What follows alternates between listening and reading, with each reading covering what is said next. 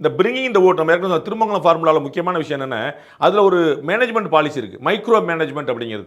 அப்போ எப்படி கடைசி வரைக்கும் ஒரு வீட்டில் 3 பேர் ஓட்டு போட்டாங்க, இன்னொரு ஒருத்தர் ஓட்டு போடல. அப்போ முறுக்கு தெருல முருகேசன் 33ஆம் நம்பர் வீட்டில் வந்து ஓட்டு போடாமல் இருக்காரு, முருகேசன் மட்டும் துண்டா தூக்கிட்டு வா தலைவா நீங்கள் ஓட்டு போடல, வந்து ஓட்டு போடுங்க, 3:45 வந்து ஓட்டு போட்டு போகிறாங்க. அப்போ அந்த மாதிரி மைக்ரோ மேனேஜ்மெண்ட் வந்து திருமங்கலம் ஃபார்முலாவில் இருந்துச்சு. அந்த மாதிரியான மைக்ரோ மேனேஜ்மெண்ட் ஏடிஎம்கே பண்ணுங்கிறது அவருடைய பாயிண்ட்.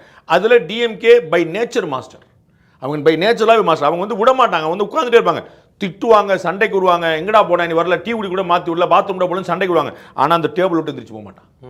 நம்மால் பாப்பார் ஏன்னா ஒரு 11 மணி ஆச்சு அப்படி கிளம்பி போயிடுவார். அதுதான் அவங்க சொல்றாங்க. அப்போ நம்ம கட்சிக்காரங்க அப்படி பண்ணக்கூடாதுங்கிறது அவருடைய பாயிண்ட். அவர் என்ன சொல்றாரு, ஏடிஎம்கே காரங்களா ஃபுல்லாக உட்காருங்க பாருங்க, டிஎம்கே காரங்க தானாவே உட்காருவாங்க. இதுதான் அவருடைய கட்சிக்கு அவர் சொல்லக்கூடிய மெசேஜ்.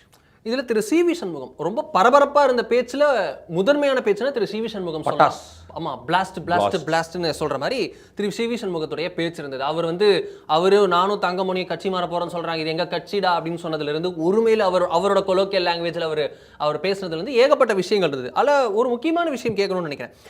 அதிமுகவை அழிக்க வேண்டும் என கங்கணம் கொட்டிக்கொண்டு சிலர் சுத்துகின்றனர். அதுல எதிரிகள் மட்டும் இல்ல, துரோகிகள் மட்டும் இல்ல, கூடவே இருந்து கூட சிலர்லாம் கெடுப்பாங்க. இதுல வந்து உறவாடி கெடுப்பவர்கள், கூடவே இருந்து கெடுப்பவர்கள்லாம் இருக்காங்க.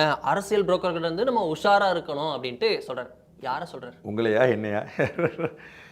அது யாரை சொல்றாருங்கிறது அவருடைய மனசாட்சிக்கு. அதில் பாயிண்ட் என்னென்ன, அதில் இபிஎஸ் தலையாட்டு. ஆமாம், நல்லா 2 க்ளோஸ்அப்பில் வந்து 2 தடவை தலையாட்டுவார். திரு இபிஎஸ் வந்து ஆமாப்பா ரொம்ப கவனமாக இருக்கணும்ப்பா அப்படிம்பாரு.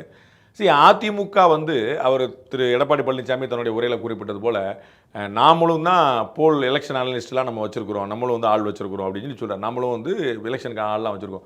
ஸோ நமக்கு வந்து வெளியிலேருந்து ஒருத்தர் சொல்லி தான் போகணுங்கிறது நமக்கே அண்ணன் சீமான் சொல்கிறல, எங்களுக்கே மூளை நிரம்பி வலியுது அதே எடுத்துன்னு. அது மாதிரி அவங்களுக்கும் வந்து ஒரு நல்ல எக்ஸ்பீரியன்ஸ் இருக்குது. 50 வருஷம் ஆகிப்போச்சு, 53 வருஷம் ஆகிப்போச்சு கட்சி ஆரம்பிச்சு, அதில் 32 வருஷம் ஆட்சியில் இருந்துருக்காங்க. தமிழ்நாட்டில் இன்றைக்கி தேதிக்குமே திமுகவுக்கு பிறகு திமுகவிலேருந்து வெளியேறிய கட்சியாக இருந்தாலும் அதிகமாக ஆண்ட கட்சியாக அதுதான் இருக்குது. அதனால் அந்த எக்ஸ்பீரியன்ஸ்லாம் அவங்களுக்கு இருக்குது. இங்கே இருக்கக்கூடிய நிறைய முன்னாள் அமைச்சர் பெருமக்கள் இருக்கிறாங்க.